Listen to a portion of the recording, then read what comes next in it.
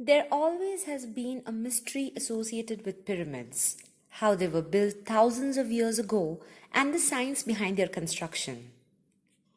Pyramids clearly prove that ancient Egyptians had advanced technologies in their times to build one of the oldest seven wonders of the world. There are close to 100+ pyramids scattered all around Egypt. The Great Pyramid, the largest of the three and the largest in the world, consists of 2.3 million stone blocks that weigh 2.5 to 15 tons apiece. According to archaeologists, they were quarried from a nearby source. The mystery is, how did the workers move these huge blocks? Archaeologists believe that they solved a part of one of the most puzzling questions of history, that how the Egyptians transported tons of limestone to build these pyramids. A papyrus scroll has been unearthed which shows remains of boats and a network of waterways at the site of the pyramid, providing evidences that thousands of trained workers used boats to navigate canals dug along the river Nile for transporting limestone. Ancient Egyptian mortar was used to support the joints of the huge stone as they were placed. An estimated 500,000 tons of mortar were used during the construction of the Great Pyramid.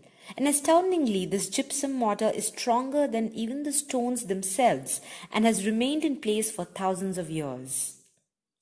Now, coming to the science behind the construction of pyramids. There are a lot of theories that circulate concerning the alignment of the pyramids, especially the Great Pyramid, and they all agree that they cannot conclusively say how the ancient Egyptians were able to construct the Great Pyramid with such accuracy to the cardinal directions. The north and the south axis is aligned to within 0.15 degrees of true north and south. The ancient Egyptians did not even have the North Star like we do today as a guide to the true north. One of the only ways for them to have constructed the pyramids with such accuracy would have been complex algorithms, and these algorithms would have only worked close to the seasonal solstice times when the sun's alignment is more easily viewed. About 4,500 years ago, no star sat at the North Pole.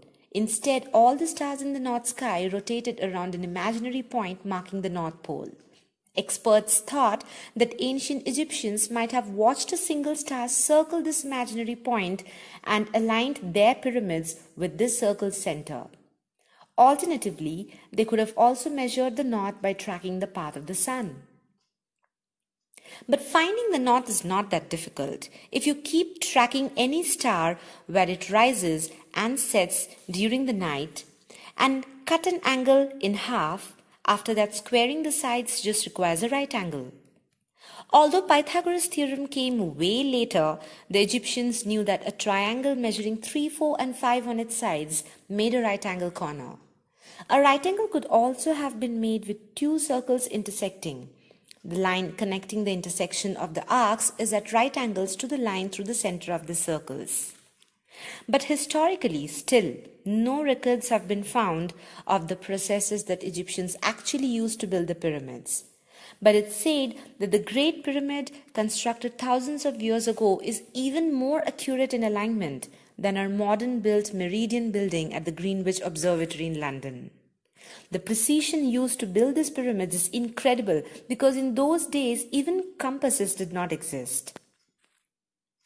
Also, another interesting fact is that the Egyptian pyramids may look like they're four-sided, but in 1940, a British pilot noticed that each of the four sides of the Great Pyramid were actually split into two by a concave indentation, creating 8 equal sides and not 4. And this is visible only at dawn and sunset on the spring and autumn equinoxes when the sun casts its shadow, and it is only visible from the top. This clearly concludes that the Egyptians had a very strong understanding of the solar cycle, advanced mathematics, and astronomy. But the question still lies, who was this meant for?